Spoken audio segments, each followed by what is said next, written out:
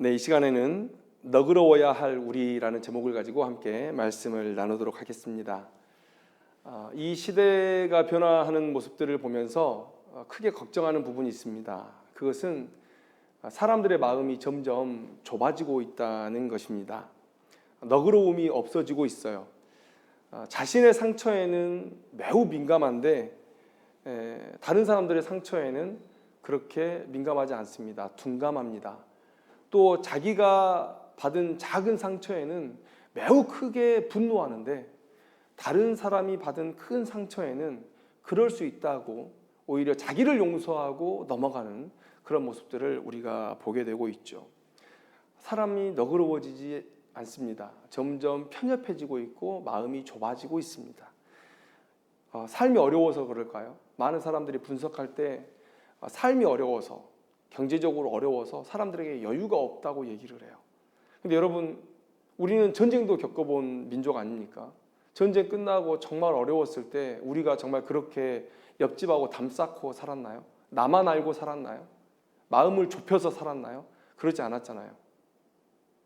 있는 것 나누고 그럴 수 있지라고 서로 너그럽게 용서해 주면서 그렇게 힘든 시기를 겪어왔습니다. 경제적인 문제는 아닌 것 같아요. 삶이 어려워도 우리 충분히 다른 사람들에게 마음을 열 수 있고 너그러울 수 있다고 생각합니다. 제가 이 세상의 변화의 모습들을 보면서 또 경험하면서 그 원인 중에 하나를 선택한 것이 바로 이것입니다. 감정을 표출할 창구들이 너무 많아지고 있다는 거예요. 우리의 감정이라는 것은 표현하면 표현할수록 풍성해지고 더 강화되는 그런 경향이 있습니다. 누군가를 사랑하고 또 세상을 위해서 선한 일을 할 때 그런 감정들을 표현하면 표현할수록 좋은데, 그런데 여러분, 미워하는 감정은 또 더욱 그래요.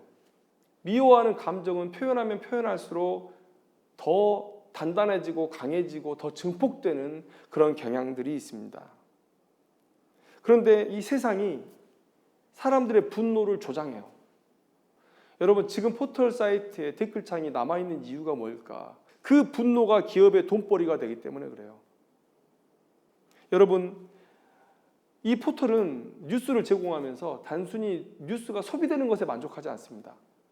더 적극적이고 능동적이고 자기 포털에 종속된 사람들을 만들어내려고 하는데 그것이 바로 분노라는 그런 도구를 통해서 이루어지고 있다는 거예요. 댓글을 쓰면 더 적극적이고 능동적인 뉴스 소비 습관을 만들어냅니다. 그리고 더 포털에 종속된 그런 소비자층을 만들어내요. 떠나지 않습니다. 이런 것이 한 가지 문제라고 생각이 돼요. 사람들은 자신의 생각과 감정을 익명성이라는 보호막 뒤에 숨어서 여과 없이 표현하죠. 그리고 그것은 점점 단단해져요. 더 심해져요. 이 영혼이 무뎌져요. 다른 사람들의 상처는 생각하지 않게 됩니다. 날카로운 비수인지도 모르고 계속해서 꽂아대는 거예요. 죽을 때까지. 여러분, 세상이 이렇게 변해가고 있어요. 내 감정을 표출할 수 있는 창구들은 많아지고 그것들은 익명성으로 보장되고 있고 언론의 자유라는 이름으로, 표현의 자유라는 이름으로 보장되고 있고, 그리고 그런 사람들에게 휩쓸린 사람들은 또 더욱더 극단적으로 감정을 표출하게 되고, 그렇게 표출된 감정들은 더욱더 강화되고 증폭되어서 이제 사람들이 너그러움이라고는 없는 그런 마음을 갖게 됐다는 거예요. 여러분, 이런 시대적인 변화에 휩쓸려서 여러분, 우리 신자들도 그런 너그러움을 잊고 살고 있진 않은가. 하나님께서 바라시는 이 사랑과 용서와 너그러움의 성품들을 우리가 잊고 살아가고 있는 것 같아요. 여러분, 하나님께서 우리를 부르신 목적 중에 하나, 큰 거 하나가 하나님의 성품, 그 거룩한 성품을 세상 가운데 드러내면서 하나님께 영광을 올려드리라는 그런 이유가 있습니다. 그리고 그 성품 중에 아주 중요한 것이 바로 용서 그리고 너그러움이에요. 그런데 우리에게서 그런 모습들이 사라져가고 있다. 세상의 그 흐름에 휩쓸려서 우리도 똑같이 그렇게 마음이 강팍해지고 있다라는 거예요. 여러분, 오늘 본문에 용서에 대한 그런 메시지가 나오고 있는데, 오늘 본문에서 베드로는 예수님께 묻습니다. 베드로가 나와 이르되 주여, 형제가 내게 죄를 범하면 몇 번이나 용서하여 주리이까? 7번까지 하오리이까? 이렇게 얘기했어요. 여러분, 끝에 7번까지 하오리이까? 라는 이 말을 덧붙인 의도는 명확하죠. 제가 이렇게까지 희생할 각오가 되어 있습니다. 예수님 정말 저 장하죠? 라는 거예요. 여러분, 7번 정도면 보통 인간이 하기 쉽지 않은 정도의 용서의 횟수입니다. 같은 죄를 7번을 짓든 다른 죄를 7번을 짓든 나에게 그렇게 잘못을 하는 사람들을 7번 용서해 줄 사람이 몇 번 있습니까? 한 번 실수라고 넘어갈 수 있어요. 2번째, 3번째? 여러분, 이 정도 되면 관계를 끊을지도 몰라요. 나 너 포기했어. 나 너에게 질려버렸어. 그런데 여러분, 7번이나 제가 희생할 각오가 되어 있습니다. 예수님, 저 괜찮죠? 저 장하죠? 이런 물음인 거예요. 여러분, 세상 사람들은 용서를 많이 하면 바보라 그래요. 너 바보다. 너 네 밥그릇도 못 챙기냐? 라고 얘기를 하죠. 그리고 이렇게 충고합니다. 야, 너 그러다가는 사람들한테 얕보일 수 있어. 너 그렇게 물렁물렁하게 살아서는 안 돼. 라고 얘기할 거예요. 그래서 베드로는 7번 얘기한 거죠. 7번 정도면 예수님의 사랑을 충분히 표현하고 있는 것이 아니겠는가. 그런데 예수님의 대답이 베드로의 예상과 달랐습니다. 예수님은 베드로에게 7번뿐 아니라 7번을 70번까지라도 하라고 얘기했어요. 여러분, 490번이에요. 한 사람을 490번 용서할 일이 있겠습니까? 죽을 때까지. 무제한이란 얘기고, 그 다음에 우리가 성경에서 완전수라고 얘기하는 7이 2번 들어갔어요. 7과 70, 490번. 그래서 예수님께서 무제한으로 용서하라는 거예요. 무제한으로. 무조건 용서하라는 거예요. 그러면서 예수님께서 제자들이 이해하기 쉽도록 비유로 말씀해 주십니다. 여러분, 한 주인이 있어요. 근데 임금이에요, 이 주인은. 근데 그 주인이 종들과 결산할 때가 이르렀습니다. 어려울 때는 곡식을 좀 주고, 또 소출이 있을 때는 그 빚진 것을 받고, 이런 게 우리나라에도 있었죠. 그런데 그 주인에게는 1만 달란트를 빚진 종이 있었대요. 여러분, 사실 이것은 예수님께서 비유니까 이렇게 말씀하시는 것이지 1만 달란트를 빚질 수 없습니다. 여러분, 하루 임금이 1데나리온인데 6천 데나리온이 1달란트예요. 그런데 1만 달란트라뇨. 이거 10만 원, 하루 일당 10만 원으로 계산하면 여러분 6조 원입니다. 6조 원. 이게 사실 감당할 수 없는, 빚질 수 없는 금액인데 이렇게 빚진 자가 있다는 거예요. 그런데 이제 결산할 때가 됐어요. 이제 소출이 나오는 때가 됐어요. 그래서 이제 그 종을 불러서 얘기를 합니다. 갚아라. 그런데 종이 갚을 게 없다고 얘기해요. 갚을 게 없습니다.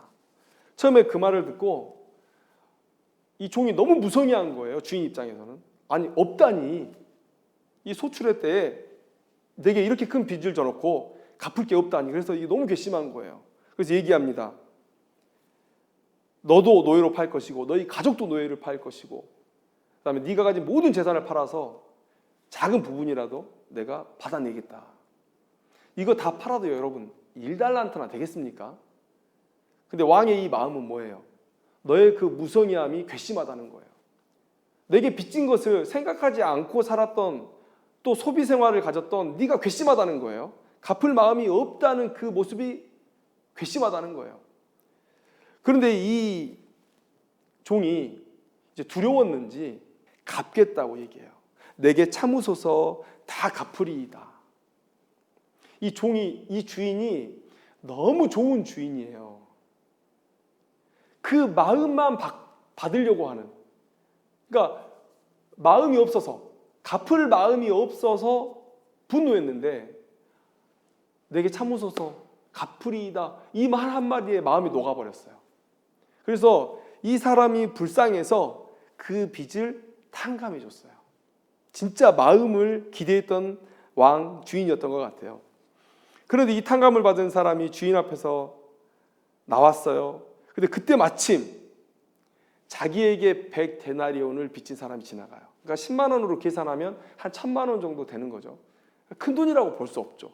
6조 원을 탕감받았는데 1,000만 원 정도는 저 같으면 이건 무조건 용서가 되는 거죠. 그런데 이 사람이 이 백데나리온 빚진 자에게 너무 과격하게 행동을 합니다. 이 표현을 보면 이래요. 붙들고 목을 잡고 빚을 갚으라. 만나자마자 대뜸 붙들고 목을 잡고 너 빚 갚아 라고 얘기하는 거예요. 그것도 방금 전에 탕감받고 나온 이 사람이 그렇게 행동하는 거예요. 그러니까 이 동료가 얘기합니다. 똑같은 말을 해요. 이 1만 달란트 탕감받은 자와 똑같은 말을 해요. 나에게 참아주소서 갚으리이다. 그런데 이 1만 달란트 탕감받은 자는 허락하지 않고 옥에 가둬버려요. 옥에 가둬버려요. 그러니까 이건 무슨 얘기입니까? 가족들을 협박하는 거죠. 돈 가져와라. 돈 가져와라. 여러분, 동료들이 이 모습을 보고 딱하게 여겨서 주인에게 고해요.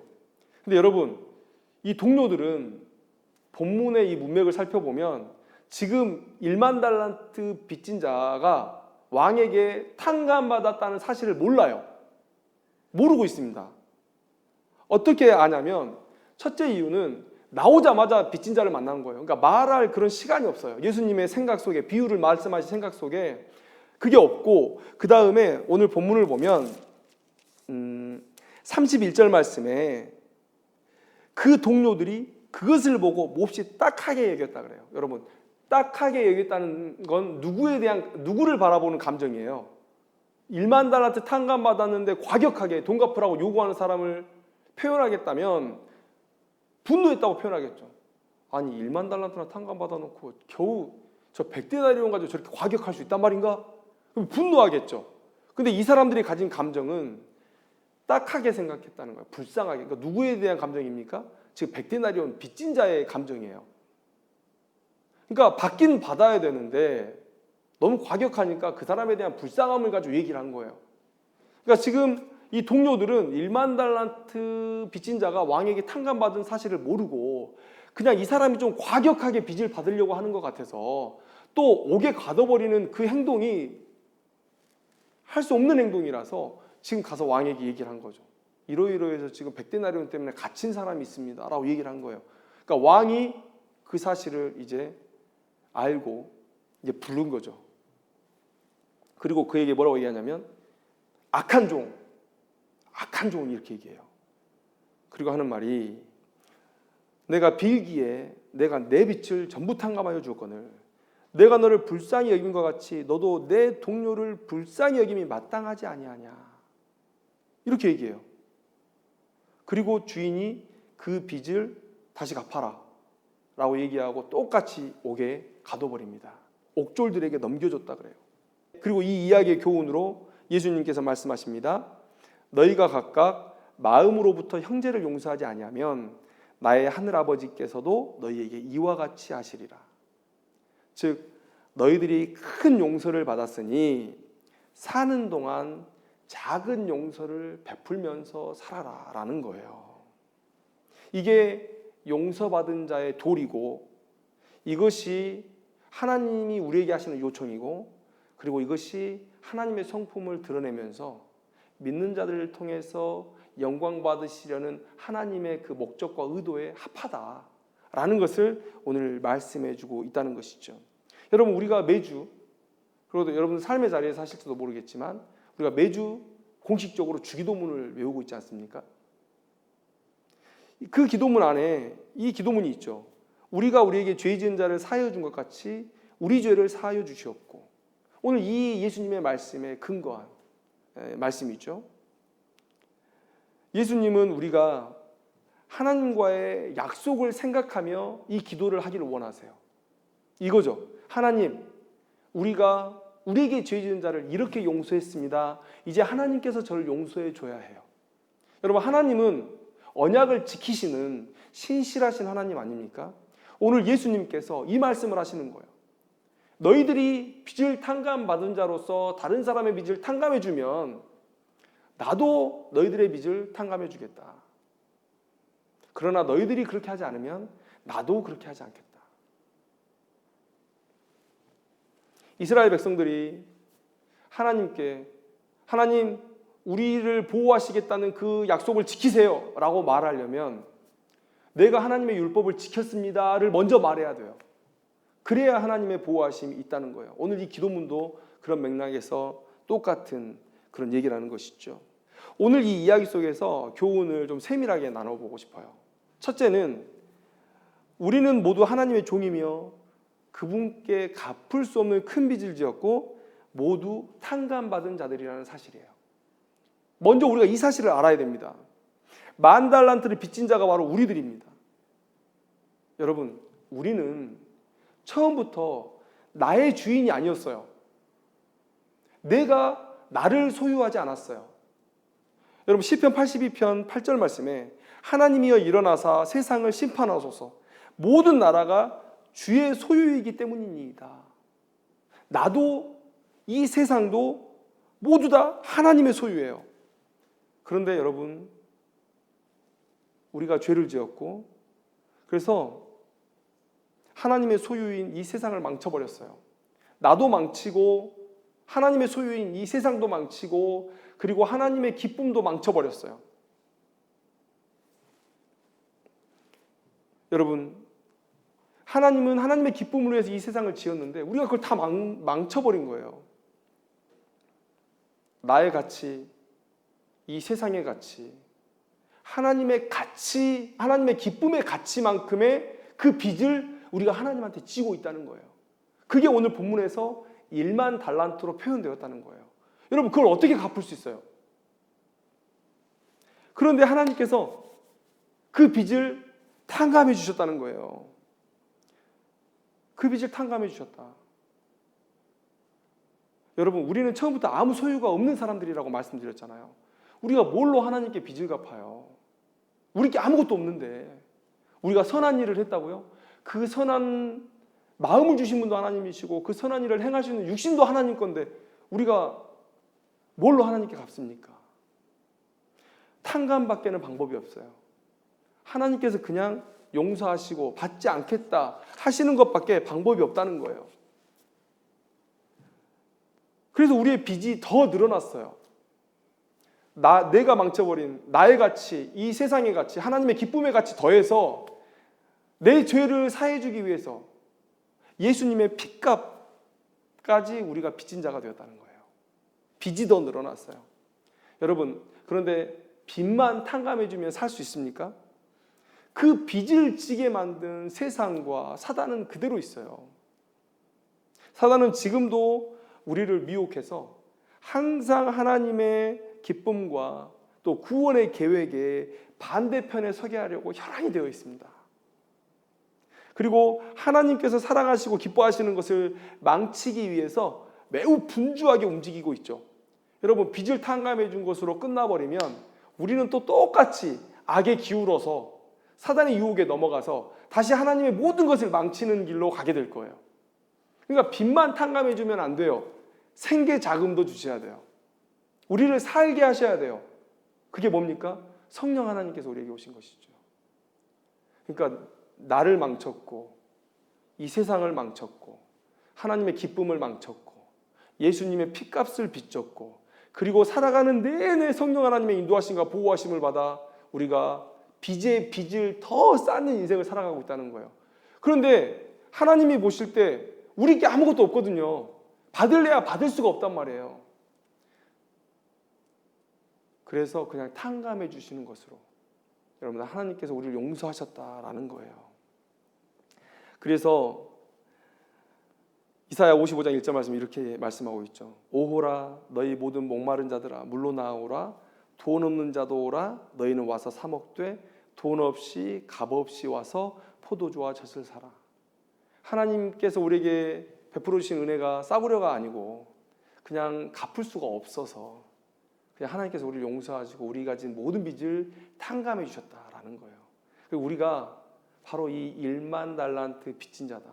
갚을 수 없는 빚을 왕에게 지고 사는 그 선한 왕에게 지고 사는 인생들이다라는 거예요. 근데 두 번째 우리에게 주는 교훈은 뭡니까? 그래서 우리도 용서해야 된다고 하나님께서 말씀하신다는 거예요. 여러분 예수님의 말씀은 명확해요. 너희들이 용서를 받았다면 용서해야 된다는 거예요. 여러분, 하나님 우리에게 내가 거룩하니 너희도 거룩하라 라고 말씀하셨어요. 여기서 거룩은 우리의 삶의 결과물입니다. 하나님의 구별된 성품을, 그러니까 이 세상에서 발견할 수 없는 하나님의 그 거룩하신 성품을 거룩한 방법으로 드러내는, 그래서 나타나는 결과물이 거룩이에요. 그런데 그 거룩을 나타내기 위해서 우리가 이 세상에 없는 하나님의 성품을 드러내야 되는데, 그게 바로 사랑이나 너그러움도 그중 하나가 될 수 있다는 거예요. 여러분, 바울은 이 세상의 모습을 이렇게 묘사했어요. 불의, 추악, 탐욕, 악의, 시기, 살인, 분쟁, 시기, 악독, 이러한 감정들이 지배하는 세상이 바로 이 세상이에요. 그래서 홉스가 말한 대로 만인에 대한 투쟁의 상태예요. 무조건 싸워야 돼요. 내가 살기 위해서는. 이런 세상 속에 우리가 살아가고 있는데, 이런 세상에서 누가 용서를 말하고 누가 너그러울 수 있습니까? 하나님이 믿는 자에게, 빚을 탕감받은 자에게 그 말씀을 하시는 거예요. 너희가 용서해라는 거예요. 너희가 너그러워지라는 거예요. 33절을 보면 바로 예수님께서 강조하고 싶으셨던 포인트가 바로 이 부분이에요. 내가 너를 불쌍히 여김과 같이 너도 내 동료를 불쌍히 여김이 마땅하지 아니하냐. 마땅하지 아니하냐. 당연하지 아니하냐라는 거예요. 여러분, 사람들이 이렇게 얘기합니다. 내가 용서를 받았다고 해서 내가 굳이 또 다른 사람을 용서해야 돼? 이 왕과 나의 채무 관계는 끝난 거고, 나와 다른 사람과의 채무 관계는 또 별개의 것이 아니냐. 이렇게 생각하는 사람들이 많을 거예요. 근데 여러분, 예수님은 이 요청을 매우 당연하게 여기고 계신다는 거예요. 이게 중요하죠. 여러분, 우리가 신자라면 세상의 법으로 하나님의 말씀을 재단하는 사람들이 되서는 안 되죠. 선별하는 사람들이 되면 안 되죠.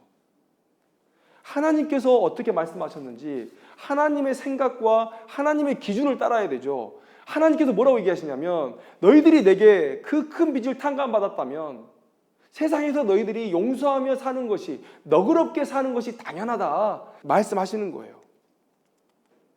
여러분, 우리가 그 하나님의 뜻을 받기로 했기 때문에 우리가 매주 매순간 주기도문으로 하나님 앞에 기도하는 거 아닙니까? 다른 사람들의 죄를 사해 준 것처럼 우리의 죄도 용서해 주십시오. 이게 믿음의 고백 아니에요? 본문의 임금은 자신의 선한 통치가 백성들에게 영향을 미치기를 원했을 겁니다. 아니, 어떤 왕이 이 개토화된 곳에서 자기 혼자 살고 백성들에게 아무런 영향력을 끼치지 않는 그런 통치를 원하겠어요? 그건 허수아비 아닙니까? 당연히 왕은 자신의 선정이 많은 사람들에게 영향을 미치기를 바랬을 거예요. 그래서 많이 탕감받은 이 사람이 자신이 할 수 있는 영역 안에서 다른 사람의 부족을 배려할 수 있는 사람이 되기를 원했던 거예요. 그래서 자신이 통치하는 이 나라가 아름답게 변하기를 바랬고, 이 나라의 좋은 소문이 국경을 넘어서 다른 곳으로 전파되기를 원했고, 그래서 왕의 선정이 드러나서 자신의 명예가 드높여지는 걸 원했을 거예요. 이게 당연한 겁니다. 이게 하나님의 마음이에요. 왕이 이렇게 크게 분노한 이유는 뭡니까? 오늘 네가 마땅히 용서해야 되지 않겠느냐 라는 것은 뭐예요? 이런 삶을 내가 기대했었다는 거예요. 예수님이 이 말씀을 하신 이유는 뭐냐면, 하나님이 지금 우리에게 그 모습을 기대하고 있다는 말이에요. 여러분, 우리가 하나님께 큰 용서를 받았습니다. 그리고 우리가 이 세상에서 작은 용서를 해요. 여러분, 정말 작은 용서죠. 하나님께서 우리를 용서해 주신 것에 비하면 우리가 해야 되는 용서는 너무 작은 것이죠. 우리 걸로 하는 용서도 아니잖아요. 다 하나님의 것이지. 그래서 오늘 예수님이 우리에게 주신 말씀 뭐냐면, 우리가 용서받은 대로 용서하고 살아야 된다는 거예요. 그리고 마지막으로 우리에게 주신 교훈은 뭐냐면, 우리가 행한 대로 갚아주실 것이다. 예수님은 의도적으로 똑같은 문장을 두 번에 걸쳐 사용하고 계세요. 첫 번째는 언제냐면 빚을 진 자들이 채권자에게 하는 말이 똑같아요. 나에게 참아주소서 갚으리이다. 이 얘기를 똑같이 해요. 또 두 번째 똑같은 문장은 뭐냐면 채권자들의 행동이 똑같아요. 탕감을 받은 자, 1만 달란트를 탕감받은 자가 100데나리온 빚진 자를 옥에 가둔 것처럼 이 왕이 1만 달란트 빚진 자를 똑같이 옥에 가둬요. 이 말씀은 무엇입니까?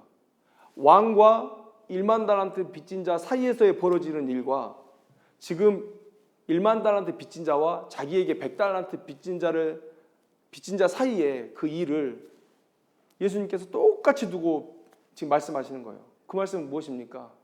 진짜 너희가 한 대로 내가 갚아주겠다라는 거예요. 내가 용서했는데 너희도 세상 속에서 용서하고 살면 그 빚은 계속 탕감된 상태로 내가 계속해서 탕감해 주겠다. 그런데 내가 너를 탕감해 줬는데 다른 사람들에게 그 탕감의 은혜를 베풀지 않으면 나도 이것을 취소하겠다라는 거예요.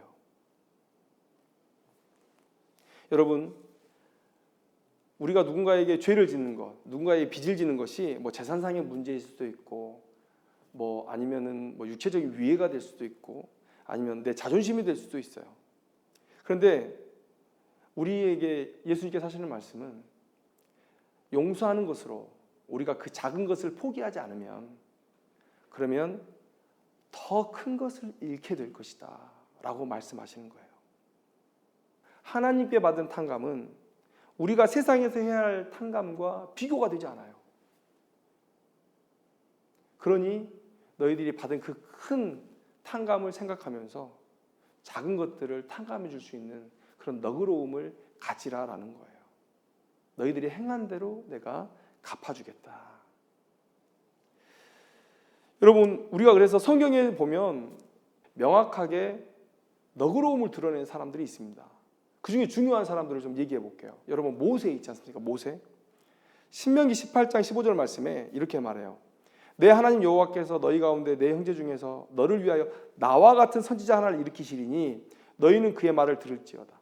나와 같은 선지자는 곧 예수님의 탄생을 얘기하는 거예요. 중보 사역을 감당할 나와 같은 선지자. 그래서 모세는 예수님의 모형입니다. 그런데 이 모세가 어떤 사람이었냐면 민수기 12장 3절에 이 사람 모세는 온유함이 지면의 모든 사람보다 더하더라. 이 말을 기록한 의도가 있죠. 모세는 예수님의 모형이고 예수님이 오셨을 때 너희들이 진짜 완성된 사랑, 완성된 너그러움을 보게 될 것이다. 그 완성된 온유함을 보게 될 것이다 라는 거예요. 그래서 여러분, 예수님이 오셨을 때 여러분 어땠습니까? 희생하시고 그 희생을 통해서 모든 사람들을 용서하셨어요. 정말 완성된 너그러움을 보이신 거 아닙니까? 그리고 여러분, 사도행전을 보면 12제자 말고 정말 예수님의 진짜 제자다라고 부를 수 있는 첫 번째 등장하는 사람이 바로 스데반인데, 여러분, 스데반에게서 그 모습이 나타나요. 스데반에게서. 그 말은 그 무슨 얘기입니까? 스데반을 통해서 우리 모두가 나아가야 될 그런 성품의 본을 지금 예수님께서 말씀하신 거예요. 스데반은 생명의 복음을 전해주는 것으로 인해서 돌을 맞아 죽습니다. 그런데 돌에 맞아 죽는 그 순간에 예수님과 똑같은 얘기를 해요. 주여, 이 죄를 그들에게 돌리지 마시옵소서. 온유함. 여러분, 우리가 용서하면 또 빌레몬을 얘기하지 않을 수 없습니다. 빌레몬, 그렇죠? 자신에게서 도망간 종 오네시모가 어찌어찌 하다가 바울에게 간 거예요.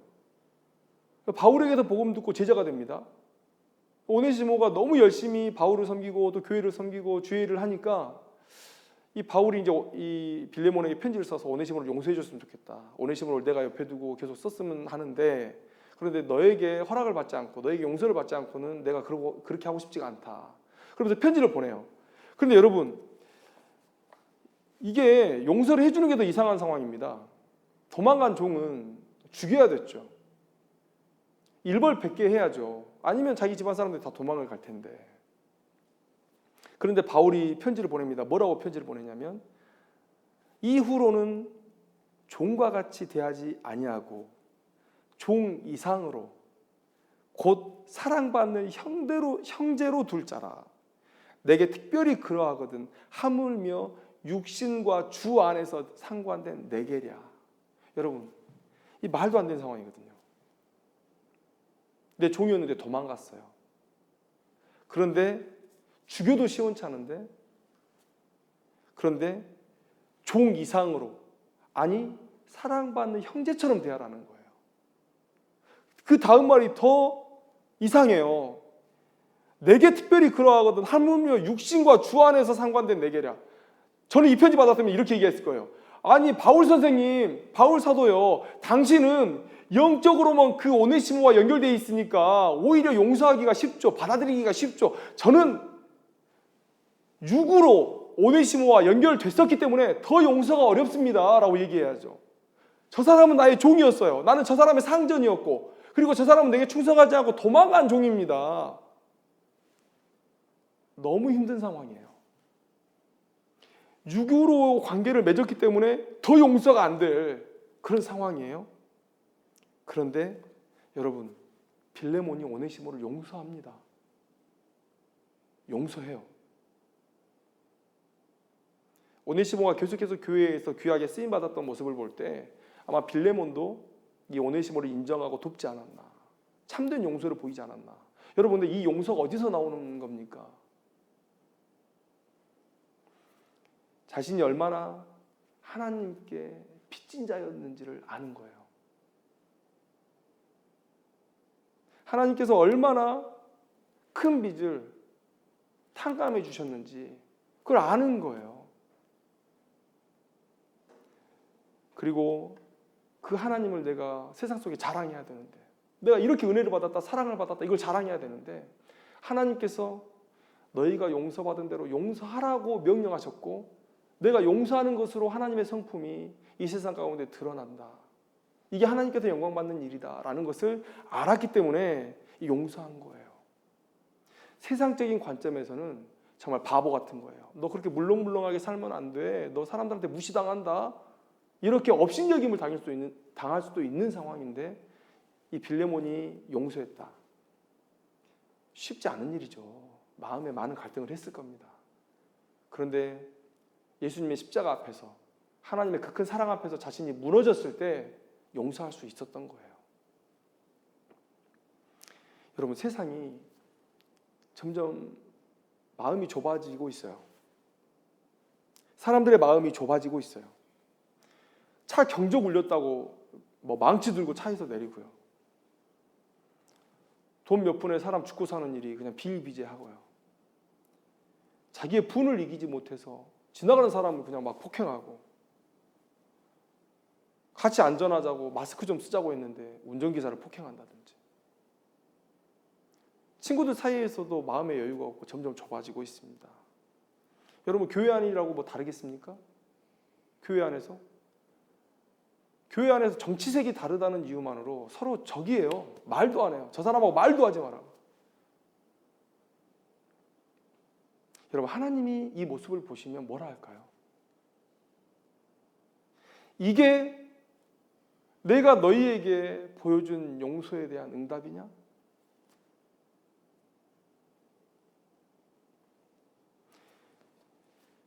저는 그러나 이 시간들이 우리에게 절호의 찬스가 될 수 있다고 봅니다.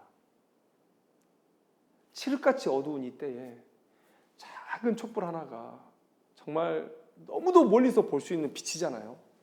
너무 요긴한 빛이잖아요. 세상 사람들의 마음이 좁아지고 서로에 대한 너그러움이 사라지고 있는 이때에 우리가 하나님의 사랑을 닮아서, 예수님의 희생을 닮아서 성령의 능력을 의지함으로 그렇게 사람들에게 너그러움과 용서를 보일 수 있다면, 여러분, 이것보다 더 하나님의 영광을 드러내고 복음을 증거할 수 있는 일이 있겠는가? 세상이 악해져 갈 때 물론 한편으로는 안타깝지만 우리는 그런 어두워짐을 복음을 증거할 수 있는, 하나님을 전할 수 있는 절호의 기회로 삼아야 되지 않겠는가라는 생각을 하는 거예요. 오늘 예수님은 본문의 말씀을 통해서 용서받은 자는 용서하라고 말씀하세요. 우리가 누군가를 너그럽게 대하지 못하고 용서하지 못한다면 우리 스스로가 나는 용서받은 적이 없습니다 라고 얘기하는 것이고, 그건 그 다른 말로 뭐겠습니까? 저는 구원받은 적이 없어요 라고 얘기하는 것 아닙니까? 여러분, 믿음의 증거는 세상을 향한, 사람을 향한 너그러움과 용서로 나타나야 된다. 오늘 예수님께서 그 말씀을 주고 계신데 오늘 우리가 마음속으로 결단했으면 좋겠어요. 마음이 좁아지는 세상 속에서, 너그러움이 사라지는 세상 속에서 우리가 먼저 이해하고 양보하고 용서하고 그렇게 너그러워지겠다는 그런 마음을 가졌으면 좋겠어요. 그래서 거룩한 하나님을 자랑하고 예수님을 자랑하는 그런 인생들이 되기를 주님의 이름으로 축원합니다. 기도하겠습니다.